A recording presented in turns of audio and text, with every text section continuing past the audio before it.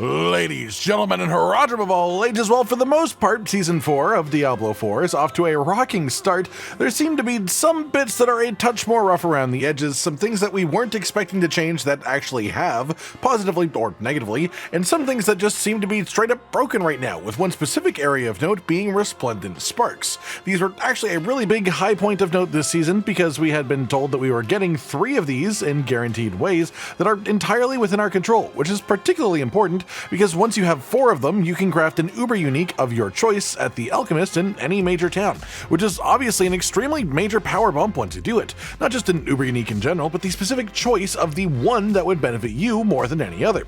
That said, today we're going to talk about the current ongoing situation with these and the concerns that it sort of brings up, but we'll also just go over why this should be very good and how you will be able to take advantage of it once it is working properly. And while we're here, we'll talk about how the other bits of interesting information are coming up about Season 4 so far, and the general community reception to it as well. First things first, this won't affect seasonal players, but apparently people who are logging into the Eternal Realm since the season has started have had their Resplendent sparks just straight up disappear.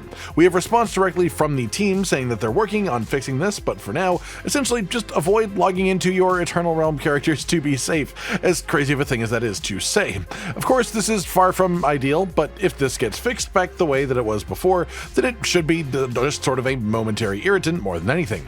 Then we have the second bit of concern, which does require us to actually talk about the various methods of guaranteed Resplendent sparks that we have now in Season 4 in the first place. And we should go over that regardless, honestly, just for the people who haven't been fully in the loop about the new season. There is one source of guaranteed Resplendent spark that is this season only.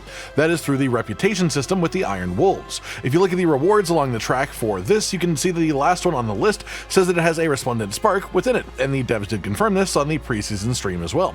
Then we have our second guaranteed source of Resplendent spark, which are the level 200 torment bosses. I haven't been able to fight and kill one myself on live servers yet, so this footage is from the PTR, but players have killed them on live and confirmed that the Resplendent sparks are dropping from them. To be more specific, the first time that you kill one of these level 200 bosses, you get 1 spark. Not 1 for each of them, like 1 per boss, just 1 for the first time that you kill any of the upgraded torment bosses. There is a trick with this to make it a fair bit easier as well, it's worth mentioning, which is because it can be from any of the torment bosses, you should do it with Beast and Ice if you want this a little bit earlier, as he specifically has his torment version in a tier 96 Nightmare dungeon, which is only actually level 150, obviously scaled a fairly noticeable amount lower than the others that are level 200. Obviously this won't make a massive difference long term, but if you are 1 spark off of being able to craft an Uber, and you just aren't strong enough to kill the other torment bosses, that's the way to make it a bit easier to just get 1 of them done. Then we come to the third guaranteed method of these, and this is where things get a little bit dicey right now. The Echo of Lilith, one of the milestone boss fights of the game, considered one of the hardest challenges around even for players deep into the endgame, considered only really to be doable by players level 100, unless you're using something that is just completely busted, and are able to at least dodge a fair bit of her attacks.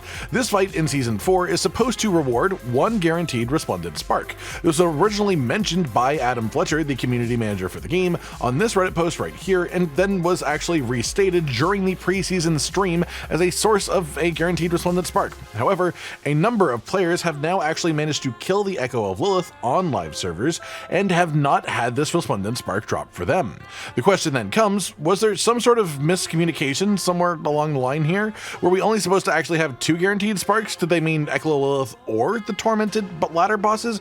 Or is there another bug going on here? Because obviously we had the first bug that was confirmed, the sparks disappearing on Eternal Realm, so of course it's entirely believable that sparks not dropping from somewhere we were told they were going to drop is also just a mistake. And honestly, that's what I'm sort of banking on, because I think that we should err on the side of they made a mistake rather than on the side of them just sort of saying incorrect information to us. Sure, it does suck right now as having both of these issues happening at the same time as well, but they are both hopefully very short-term issues, because both of these are very fixable, and the developers of course want Season 4 to sort of right the ship, so to say. So I wouldn't definitely expect these fixes to take particularly long.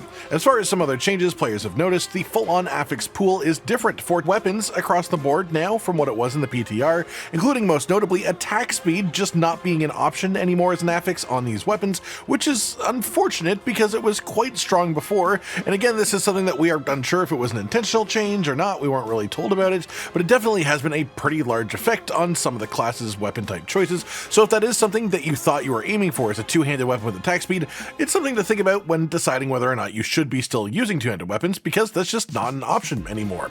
And so for some people, you need to actually consider that. For the classes that actually have to choose things like that, me just smash. Outside of this, we should touch briefly on what everyone seems to think about the season so far, and to put it mildly, the season is pretty much just a smash hit.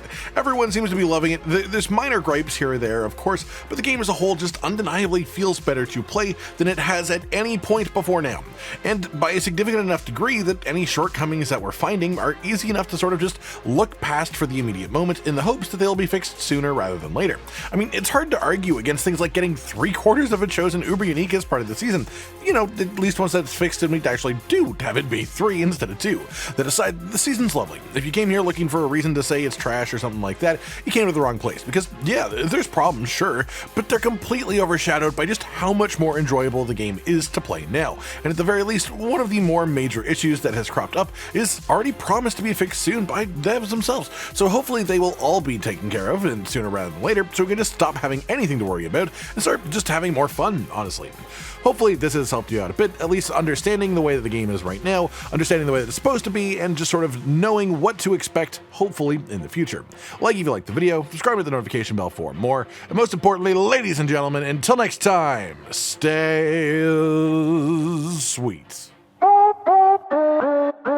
Josh, Cotton, and Hollow with the videos, dropping the humor like a hammer on your tippy toes, bringing entertainment on a daily arrangement to take our insanity and turn it into entertainment. Yes, I said entertainment twice, to reiterate that it is nice to look into your faces on a mostly daily basis when you let us in your homes to make the whole world a stage. Goodbye.